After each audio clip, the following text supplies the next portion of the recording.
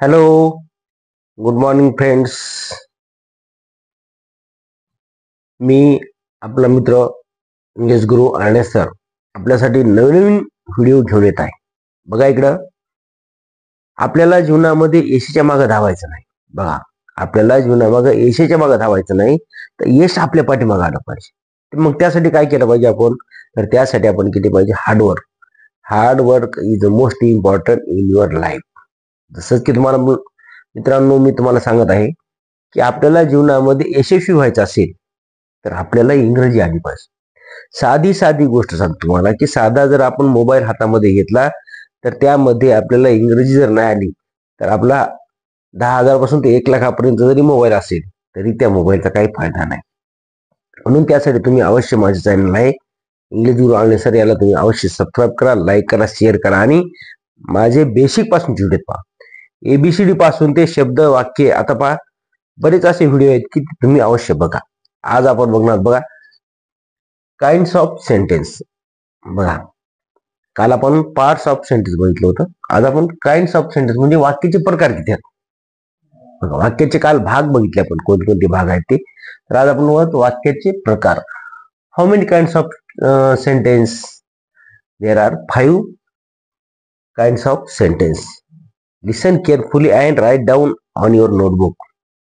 मी जास्त इंग्रजी जास्त बोलत नाही. कशामुळे? कारण आपल्या भागामध्ये जे मराठी बोलणारे विद्यार्थी आहेत त्यांना मी जर सारखं सारखं इंग्रजी बोलत राहिलो तर त्यांच्या लक्षात येणार नाही.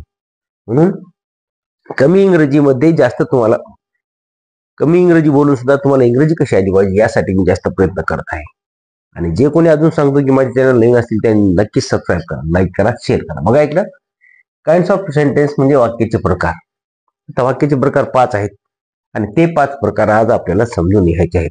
वाक्य बोलत असताना आपण सहज एखादं वाक्य बोलून जातो, मला पेन दे, म्हणजे हे कोणतं वाक्य झालं? रामा खेळत आहे, बरोबर आहे. सीता पळत आहे, रमेश गाणे गात आहे. म्हणजे हे वाक्याचे प्रकार कोणते आहेत हे आपल्याला समजून घेता आला पाहिजे आणि आपल्याला व्यवहारामध्ये हे वाक्य आपल्याला बोलायचे आहेत.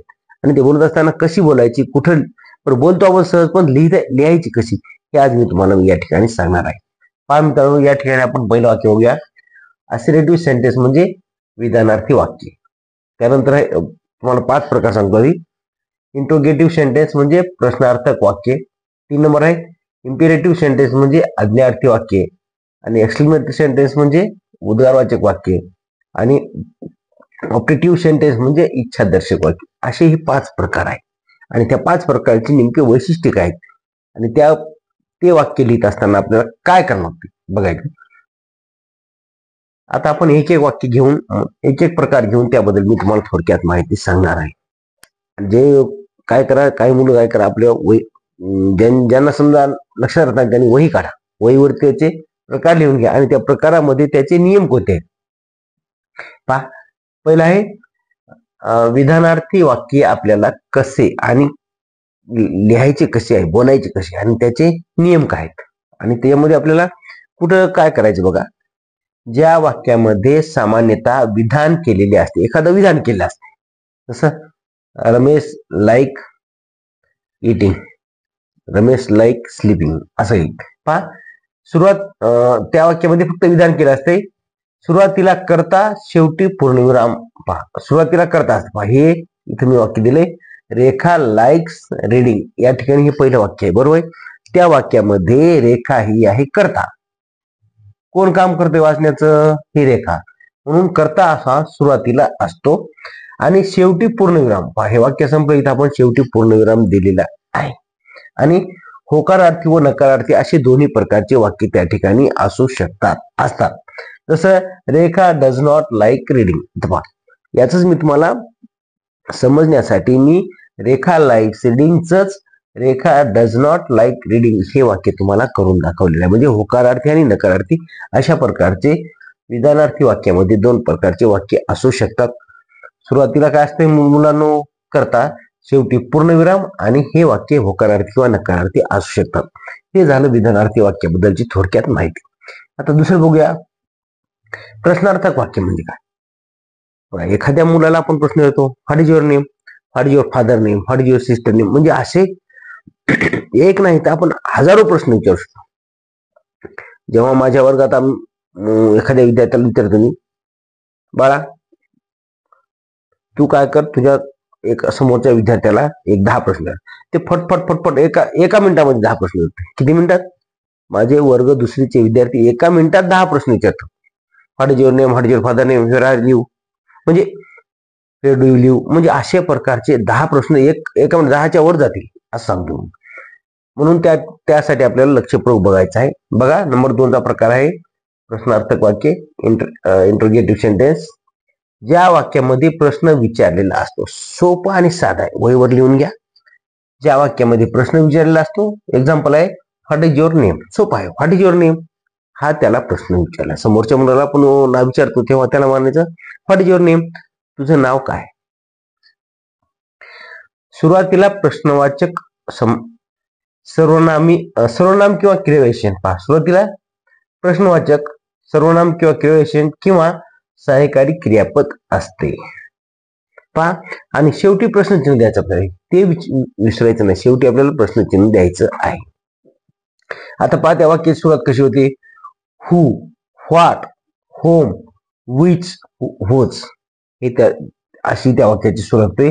दुसरं आहे फेअर, फेन, फाय, हाऊ पहा. How many brothers do you have, where are you live, म्हणजे अशा प्रकारचे आपल्याला त्या ठिकाणी वाक्याची सुरुवात करायची असते आणि WH ने सुरुवात होते त्याची. तिसरा आहे आज्ञार्थी वाक्य. आता एखाद्याला आपण आज्ञा देतो, ऑर्डर देतो पहा, पण त्यामध्ये काय असते. ज्या वाक्यामध्ये आज्ञा, विनंती, उपदेश पहा, आज्ञा, विनंती, उपदेश, हुकूम किंवा प्रार्थना इत्यादी त्या ठिकाणी ते आज्ञार्थी वाक्यामध्ये असू शकते. एक्झाम्पल बघूया. Open the window, open the window म्हणजे खिडकी उघड. बघा इकडं, ओपन द विंडो, खिडकी उघड. आता पुढे आहे सुरुवातीला क्रियापदाचे पहिले रूप नकारार्थीला डोंट, विनंती म्हणजे पहा इकडं, सुरुवातीला आपण समजूया, सुरुवातीला क्रियापदाचे पहिले रूप असते. जसं ओपन ही क्रिया आहे, ईट ही क्रिया आहे का नाही.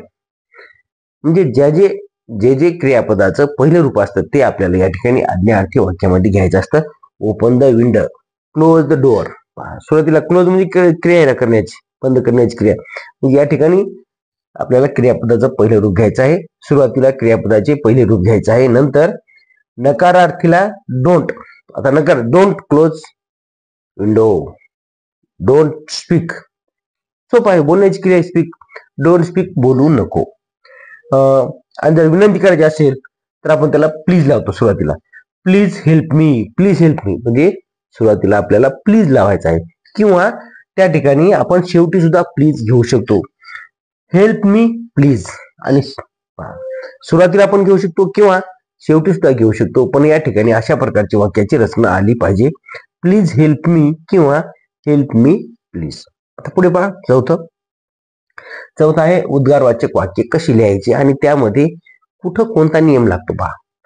ज्या वाक्यामध्ये हर्ष म्हणजे काय, आनंद, हर्ष असो, खेद असो, भीती, आश्चर्य, तिरस्कार, दुःख, म्हणजे ह्या आपण ज्या भावना असतात त्या सर्व भावना आपल्याला व्यक्त करत असताना उद्गारवाचक वाक्यामध्ये आपल्याला येत असतं. एक्झाम्पल पाहूया. How kind you are, how kind you are, आणि आपण त्याला म्हणतो. ते म्हणल्याच्या नंतर शेवटी आपल्याला उद्गारवाचक चिन्ह म्हणजे उभी आणि टिंब पहा, इथं असं चिन्ह आपल्याला द्यायचं आहे. आता 5वा मुद्दा आहे इच्छादर्शक वाक्य. आता इच्छादर्शक वाक्य कशात पहा. इच्छा, संभाव्यता, कल्पना व्यक्त करणाऱ्या वाक्यांना आपण इच्छादर्शक वाक्य असे म्हणतो. आता पहा, एक्झाम्पल होऊया. I wish I were a bird. I wish I were a bird पहा, म्हणजे इच्छा व्यक्त केली की मी जर पक्षी असतो. मुलांनो, एकदम सोपी वाक्य आपण या ठिकाणी बघितलेले आहेत आणि वाक्याचे 5 प्रकार बघितलेले आहेत. आणि ते यामध्ये महत्वाचे मुद्दे तुम्ही वहीवरती लिहून घ्या, ते पाठ करा. कोणत्या वाक्यामध्ये कुठं काय लावायचं, प्रश्नार्थी चिन्ह लावायचं, उद्गाराचे चिन्ह लावायचं, पूर्णविराम लावायचा, हे आपल्याला या ठिकाणी समजून सांगितलेलं आहे. जे कोणी अजून माझ्या चॅनलमध्ये नवीन असतील त्यांनी कृपया आमच्या चॅनलला सबस्क्राईब करा, लाईक करा, शेअर करा.